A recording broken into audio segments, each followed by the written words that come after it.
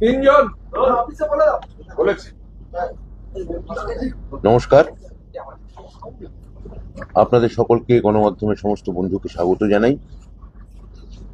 আপনারা জানেন, বহু প্রতীক্ষিত আমাদের স্কুল সার্ভিস কমিশনের পরীক্ষা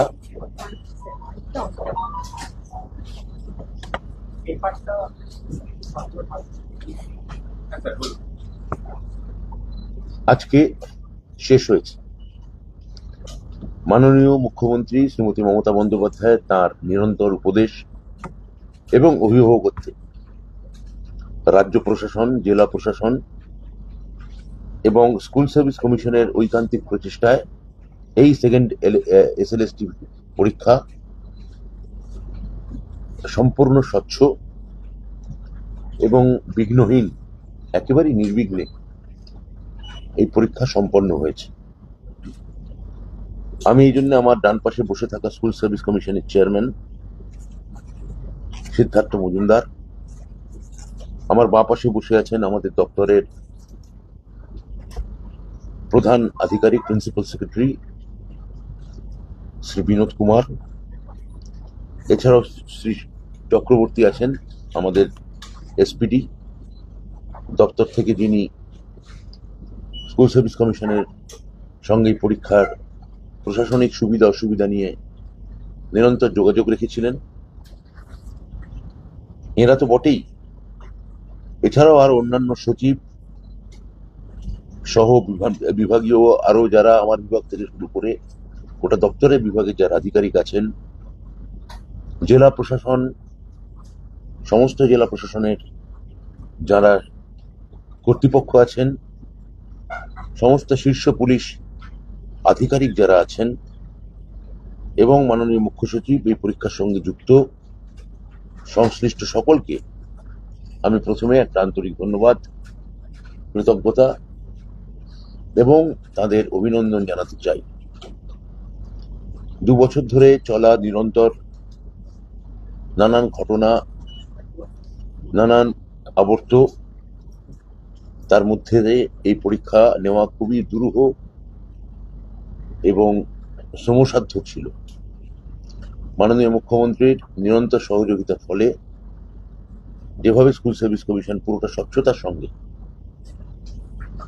মেধাকে গুরুত্ব দিয়ে এই পরীক্ষা নিয়েছে, তাদের জন্য কোনো প্রশংসার ভাষাই যথেষ্ট নয়। এই পরীক্ষা সংক্রান্ত আজকের পরীক্ষা নিয়ে আমি কয়েকটা তথ্য আপনাদের জ্ঞাতার্থে আমি আপনাদের সামনে এখন পেশ করতে চাই।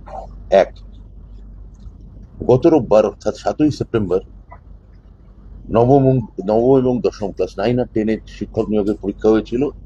আপনারা জানেন, তাতে আবেদন করেছিলেন 3,19,961 জন।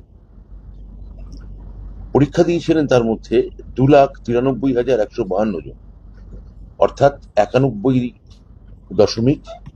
91.62%।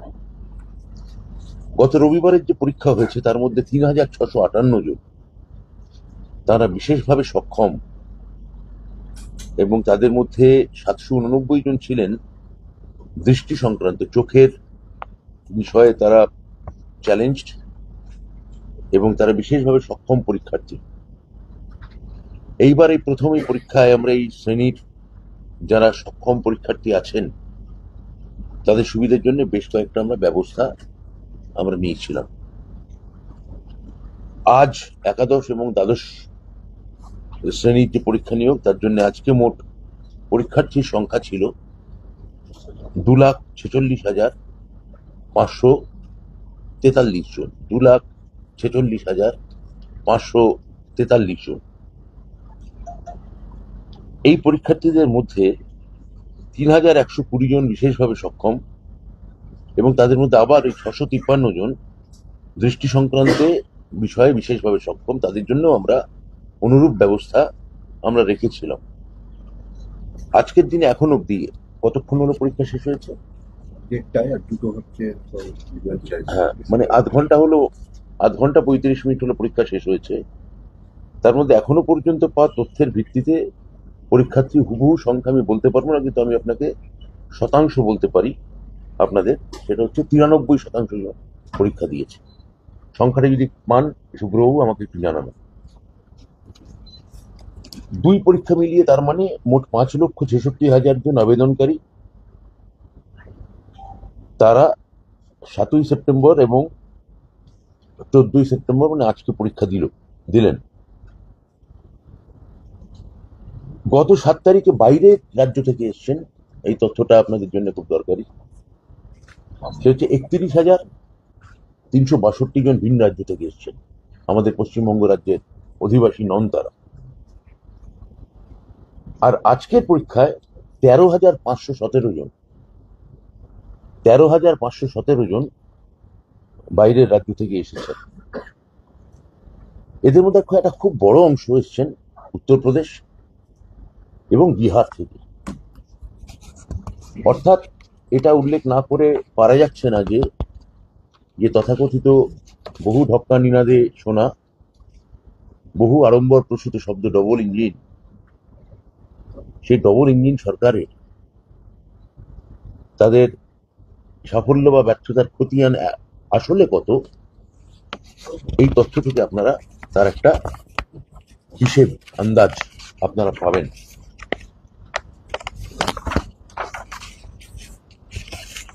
এছাড়া আমি স্কুল সার্ভিস কমিশনকে আলাদা করে ধন্যবাদ জানাতে চাই, কারণ আমরা দপ্তর থেকে আমরা নির্দেশিকা দিয়েছিলাম পরীক্ষা যাতে স্বচ্ছ হয়, নিরপেক্ষ হয় এবং ত্রুটিমুক্ত হয়। তার জন্য নিয়োগ বিধিতে বেশ কয়েকটা পরিবর্তন আনা হয়েছিল। সেটা আপনারা অনেকে হয়তো জানেন। আমি পরিবর্তনগুলো আরেকবার আপনাদের বা যারা দেখছেন, যা অগণিত পরীক্ষার্থী যারা আছেন বা আরো যারা অভিভাবক আছেন, শিক্ষক আছেন বা এমনি দর্শকও আছেন, তাদের সুবিধার্থে আমি সেটা একটা দুটো বলতে চাই। এক, এই প্রথম West Bengal central school service commission একটা ওএমআর ভিত্তিক লিখিত পরীক্ষা পরিচালনা করেছেন এবং ওএমআর ভিত্তিক উত্তরপত্রের যেটা প্রথম, সেটা প্রতিলিপি তারা আবেদনকারীকে দিয়েছেন, যেটা আবেদনকারীর কাছে সংরক্ষিত থাকছে।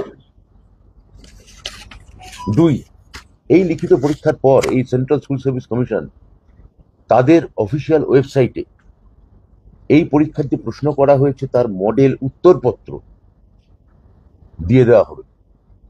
এই ছিল প্রশ্ন আর এই হচ্ছে তার সঠিক উত্তর, এবং আবেদনকারী যারা আছেন তাদের থেকে পরামর্শ কিংবা আপত্তি তারা আহ্বান করবেন ওয়েবসাইটে আপলোড করানোর জন্য। তিন, এরপর সেন্ট্রাল স্কুল সার্ভিস কমিশন এই সময়সীমা পেরিয়ে যাওয়ার পর ওরা একটা নিশ্চয়ই টাইম দেবেন যে এই সময়ের মধ্যে আপনি আপনার আপত্তিকে 5 দিন সময় দেবেন।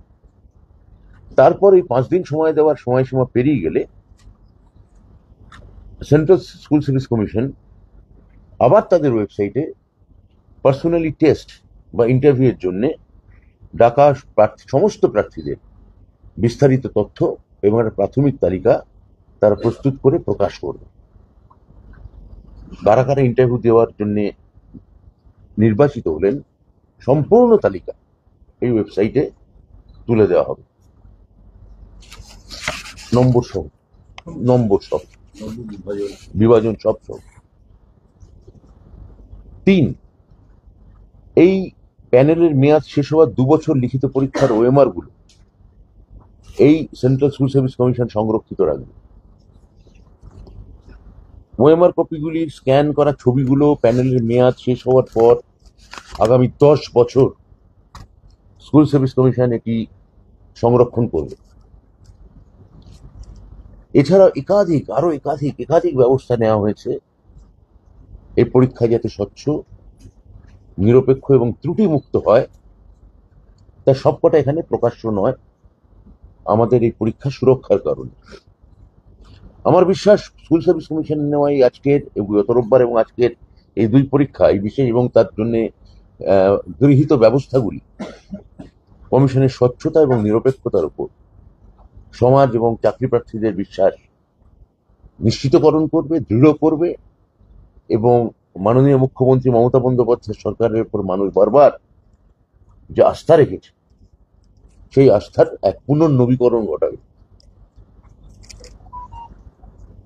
আমি আবার বলি, স্কুল সার্ভিস কমিশন, আমাদের বিদ্যালয় শিক্ষা বিভাগ, সমস্ত জেলা শাসক, ডিস্ট্রিক্ট এডুকেশন অফিসার, মাধ্যমিকের বিদ্যালয় পরিদর্শক বৃন্দ, পরীক্ষা কেন্দ্রের দায়িত্বে থাকা সমস্ত শিক্ষক এবং আধিকারিক এবং পুলিশ প্রশাসন এই পরীক্ষা সুষ্ঠুভাবে নির্বাহ করার জন্য আমি সবাইকে আমার আন্তরিক ধন্যবাদ জানাচ্ছি।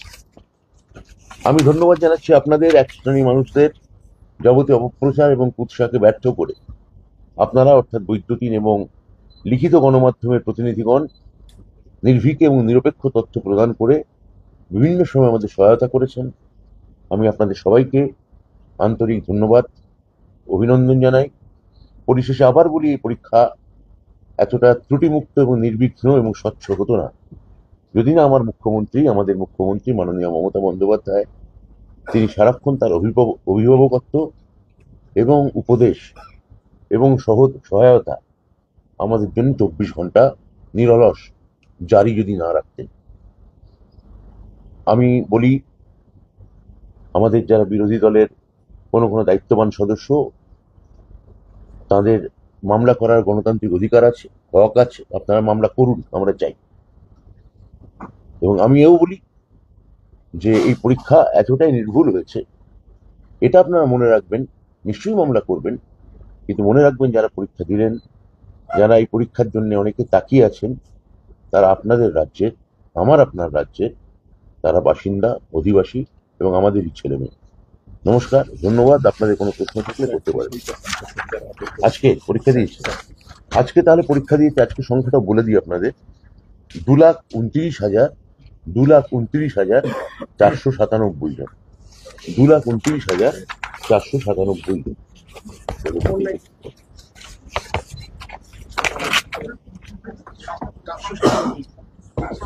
2,29,497 জন।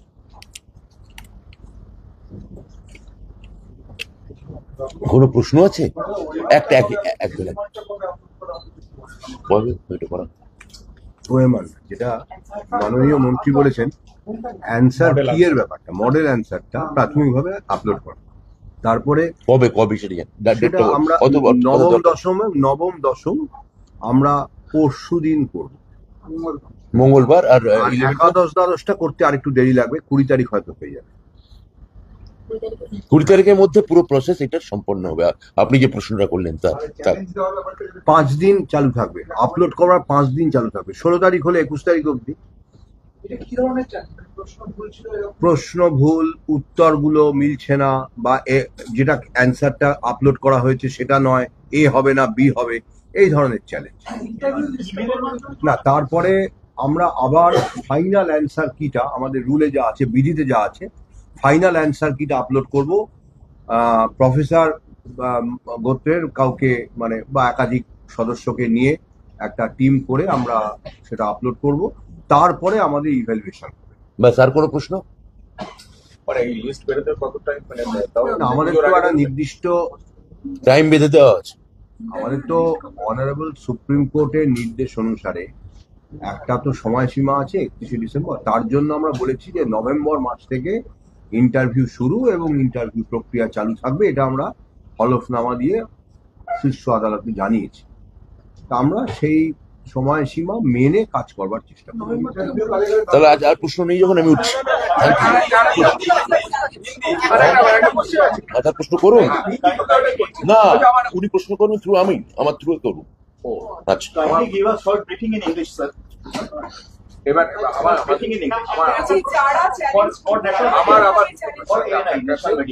আপনার কাছে হচ্ছে যে যারা প্রতিবাদী মুখ ছিল আন্দোলনের, তারা কি বিভিন্ন জায়গায় পরীক্ষা দিয়েছে, তারা পরীক্ষা বসেছেন, কিন্তু তারা বিভিন্ন টি শার্ট পরে শির দ্বারা বিক্রি নিয়ে আমরা এই সরকারের জন্য প্রতারিত হলাম, এই সমস্ত বক্তব্য দিচ্ছেন, এটা কি? আর দুই হচ্ছে স্যারের যেটা দিচ্ছে শব্দের মারফত, যেটা হচ্ছে যে এই যে 10 নম্বর এক্সট্রা পাবে যারা টিচার, তারা কোন জায়গায় পাবে? এটা কি শুরুতে না ইন্টারভিউর সময়? 1 নম্বর প্রশ্নের উত্তর হচ্ছে, তাদের সবার জন্য আমার শুভেচ্ছা রইল। তারা সত্যি, তাদের অনেক কষ্ট বা দুর্ভোগ সহ্য করতে হয়েছে। আমি আশা করব তারা সকলে যাতে যোগ্য, যারা পরীক্ষা দিলেন বা যে আন্দোলনকারী যে অংশের কথা আপনি বলছেন, ভালোভাবে যাতে পরীক্ষা দেন, আমি সেটাই চাইব। আর দ্বিতীয় প্রশ্নের উত্তর সিদ্ধার্থ। এটা অবশ্যই ইন্টারভিউ আগে আপনি শিডিউল দেখবেন, শিডিউলে স্পষ্টভাবেই উল্লেখ করা আছে একাডেমিক্সের মধ্যে দুটি অংশ আছে। তিনি স্নাতক স্তরে বা স্নাতকোত্তর স্তরে কি নম্বর পেয়েছেন, আর বি অর্থাৎ তার যে অভিজ্ঞতার যেটার কথা আপনি বলছেন, অভিজ্ঞতাটি তার জন্য 10 নম্বর। এক এক করে। শুভেন্দু অধিকারী তিনি বলছেন এই পরীক্ষা পদ্ধতি নির্ভুল হয়নি, এই পরীক্ষা পদ্ধতি আবার বাতিল হবে, এই ধরনের কথা তিনি সংবাদ আমি তো শেষে বললাম মামলা করা হোক, আমি তো মামলা ওয়েলকাম করছি পরীক্ষার পরে। যা বিরোধীরা বলেছিলেন পরীক্ষা ফাঁস হয়ে গেছে, প্রশ্ন অডিও ঘুরছে, এর তো একটাও কোনো প্রুফ আসেনি, তাহলে প্রমাণহীন কিছু কথা হাওয়ায় ভাসিয়ে এটা কার উপকার হচ্ছে বা এই ছেলে মেয়েদের কতটা উপকার হচ্ছে আমার সন্দেহ আছে। আচ্ছা, এই চ্যালেঞ্জটা কিভাবে তারা করবে? চ্যালেঞ্জ যে করার কথা বলছেন সেটা কি প্রসিডিউরে, কিভাবে তারা চ্যালেঞ্জ করবে সেটা যদি একটুখানি ক্লিয়ার। আমার মনে হয় এইটা নিয়ে আমি একটা কথা বলি, এই যে ওএমআর শিটের মানে কবে ওয়েবসাইট আপলোড করা হবে, কিভাবে চ্যালেঞ্জ জানানো, মানে এই যে পরীক্ষা সংক্রান্ত যে খুঁটিনাটি প্রশ্ন, এগুলো আমি এসএসসি চেয়ারম্যানকে অনুরোধ করছি উনি একটা আলাদা পিসি করবেন, সেখানে আপনারা জেনে নেবেন। Candidates are coming from other states. Sorry? Why so many candidates Huh.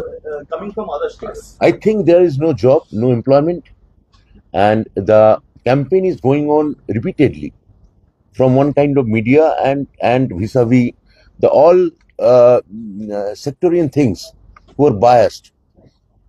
But finally, the statistics will speak.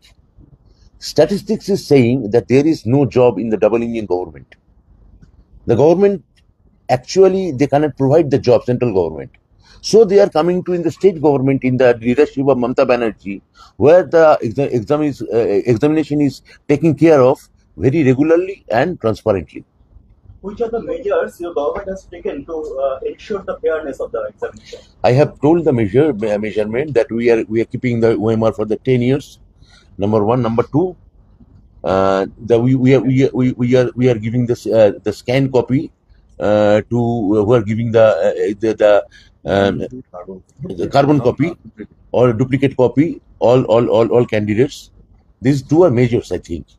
Sir একটা কথা সেটা হচ্ছে বাইরের রাজ্যে শাসিত রাজ্যে বাঙালিকে যখন ব্যবস্থা করা হচ্ছে, খবর যখন হচ্ছে তখন তারা বাইরে থেকে এখানে আসছেন, বিজেপি শাসিত রাজ্য থেকে উত্তরপ্রদেশ, বিহার, রাজস্থান, এবং এখানে যখন আসার পর তারা পরীক্ষা দিচ্ছে, তাদেরকে যখন প্রশ্ন করা হচ্ছে তারা বলছেন যে এটা গোটা দেশ, আমাদের কাছে কিছু আলাদা না, তার মানে বাংলাদেশ তাদের আপন করে। বাংলা তো বরাবরই সবাইকে আপন করেছে ভাই।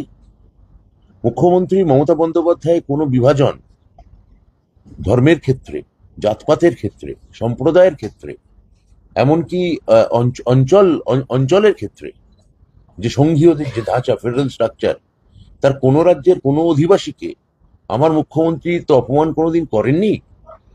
তৃণমূলের লোকেরাও মানে আমাদের রাজনৈতিক দলের লোকেরাও কোনোদিন তাদের দিকে লাঠি নিয়ে তেড়ে যায়নি। আর বাংলা বললে বাংলাদেশি বলে দাগিয়ে দিয়ে পুশব্যাক সিস্টেমে করার কথাও বলেন। এবার তুমি অধম, তাই বলে আমি উত্তম না হইব কেন? তুমি অধম, তাই বলে আমি উত্তম না হইব কেন? এবার আমি আবার অনুরোধ করব, বাংলা একটা ঐতিহাসিক প্রদেশ পশ্চিমবঙ্গ। 1947 সাল থেকে এই যে রাজ্য, এই যে ভাষাভিত্তিক যে 1953 সালে যে নেহেরু গভর্নমেন্ট এই মানে ভাষাকে কেন্দ্র করে যে রাজ্যগুলোকে তৈরি করার সিদ্ধান্ত নিয়েছিল, কোনো দিন পশ্চিমবঙ্গ নিয়ে কোনো ডিবেট ছিল না। ডিবেট ছিল মহারাষ্ট্রে, ডিবেট ছিল সাউথ ইন্ডিয়ায়। এখানে তো বরাবর এটা বাঙালি এবং বাংলা তাদের জন্য নির্দিষ্ট।